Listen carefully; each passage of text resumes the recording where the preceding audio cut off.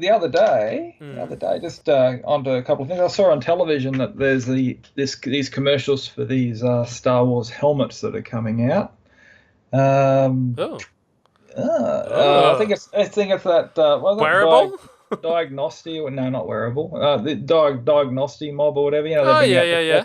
collections that you sign up for, and Yep. they for 1,000 years it takes you to get stuff. Of course. Um, The guys who do the fact files and stuff. Yeah, like who Is did the that fact files those and that. guys? Yeah, Yeah. so I went, oh, okay, that looked pretty cool. So I popped past the newsagent yesterday, and I picked up issue 1. Yep. And like anything, they're like the $5 for the first issue That's to not get bad. you on board with it.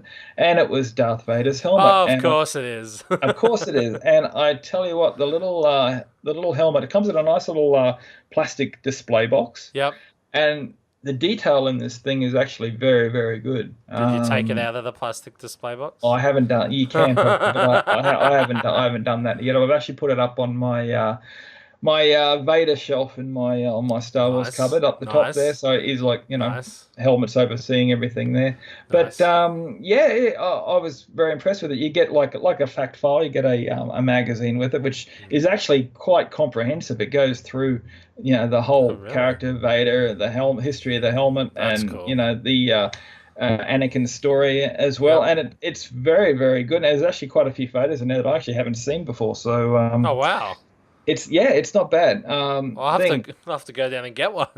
Well, yeah, I mean, for the price is right for $5. for issue 1 anyway. $5. Whether or not, I don't know whether it's going to be a continuing thing as far as I'm concerned, because I think it's like $20 every issue. They bring out one every fortnight. And you don't know how many there are, but looking at the advertisement for it, it's quite a few good things coming out. Wow. You got Luke's X-wing pilot helmet. You got that'd be cool. Boba Fett's helmet next week. Of course. You had, I think, General Grievous is there at some stage, and Wow. so it looks like they're really, Commander Cody I saw as well. So it looks like they're really going through Love to the get whole that gamut of all the movies, Love to with get that one. the different helmets, and the detail in them, and the weathering, and that is actually very good. Oh, wow. Well, yeah, they usually do that. So I like those sort of things. I know, I think it was the same mob brought out the Build Your Millennium Falcon one. And that you can buy the pieces of the Millennium Falcon together. So, but I think it worked out to be like $3,000 all up to buy it. But it was like a studio scale version of whatever they use in particular scenes, and it all works. It's all electronic and everything like that. But the helmets, that's a really cool idea. I wonder if they'll tap into the new films like Force Awakens and Rogue One, because I'd love to get a Scarif Trooper helmet. Well, I mean, if it continues down the track, see, that's the thing you don't know. No. Is it like a finite thing that they're doing, and are they going to cover new films as they come out? And the thing is, it could be a series that could go on forever. Yeah. If you look at it that way. So I don't know, but it could get very expensive if you wanted to get them all. And there is, again, like a lot of other of those sorts of collections I've seen, like people dump them on cash converters in a couple of years' time, and they get rid of them and that.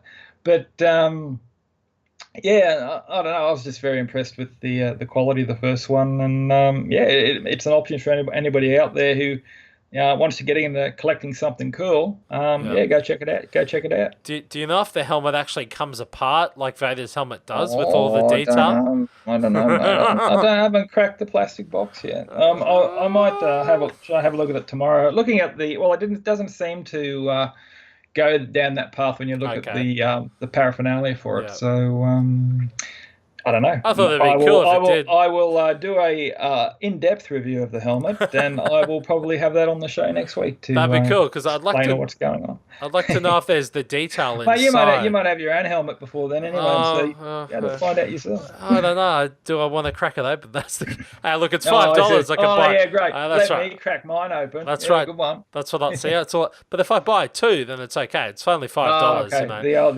That's the old dilemma, isn't it? One in the packet and one out to play with. That's right. Exactly. I'll keep it. But I remember too when I think it was the first time I experienced that sort of stuff at the newsagent was the original fact files, because I know they did a series after Disney bought it to rectify the EU, and I actually have the entire set of the original ones. I actually subscribed and paid the money, so I know how much I spent on those things because they were about, I think, $15.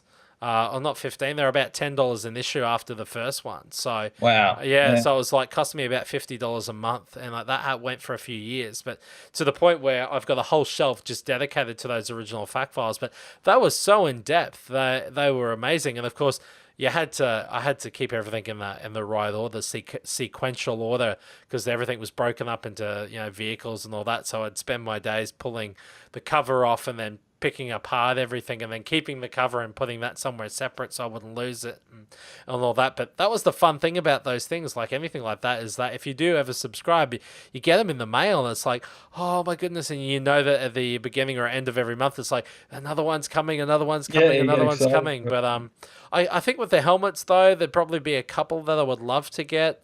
The Commander Cody one sounds really cool. I'd love to get the Commander Cody helmet unfortunately, that would be good. But you know what these news agents, they do. They release. They get the one, and then that's it. Yeah, well, the first 2 or 3 maybe, and then you got to subscribe to get everything, and so you can't pick and choose. That's so it. You got to be. Hang on. They did that with the spaceships. I remember they. They had the Falcon. I think it was first, or a TIE fighter, and then after that, they it was every now and then they go, oh my god, that's issue 75, and I haven't seen the other 74 in this shop before, and all that sort of stuff. But those details, and then once again, I was the same. I see them on Gumtree or at Cashies, and someone's just chucked them in. But unfortunately, they're one thing that don't hold their value. No, like other things, like you spend $5, it's going to stay $5 or probably depreciate. That's right. It's just the coolness factor of it. It's the main thing with that. So that's the fun thing of those things. Getting back to you mentioning a minute ago the Millennium Falcon that they brought out. I saw they're also bringing out the X-Wing. Oh, really? Yes. They are. Yeah, I saw it on where was it? Someone posted the photos of it on Facebook. I think first issue must be out in England at the moment, in the UK. So I'd be keen for that. Yeah, it's a 1/18 scale, I think. But there again, it's going to be one of those. Probably cost you $2,000 to put the whole thing together over 2 years or something. But that might be so they're doing the X-Wing as well. And I've also heard a rumor that after that they're doing R2-D2. I have heard of R2-D2, but which would be really exciting. But I think that's going to be half scale or something, or I'm not still sure. Would be cool. I'm not sure on that one, but that's the thing. You could spend a fortune. You could. Well, it's funny that you say that because when I was filming with my Saga documentary in the States, I got to talk to one of the guys who built an R2-D2, and I was like, oh my goodness, it's the real thing. And Jack and I were touching it, and it was doing the beeps and boops. And I said to the guy, look, I'm going to ask you a very personal question, but how much did this droid cost you to make? And he goes, look, they can cost you anywhere from between $2,500 to $25,000. Oh, I can't believe it. This one here, he said, cost me about $5,000. And I actually said to him, I said, well, mate, to be quite honest, looking at your droid, it looks like it's come straight out of the film. Like the weathering on it was perfect. The lights, the sound effect, everything was in the perfect spot. Some are very altered to unique to the creator, you could say. But I've always wanted an R2-D2. So if I ever ran into someone who could build one, I go, look, can I pay you off over 5 years or something? Or I got a lotto ticket.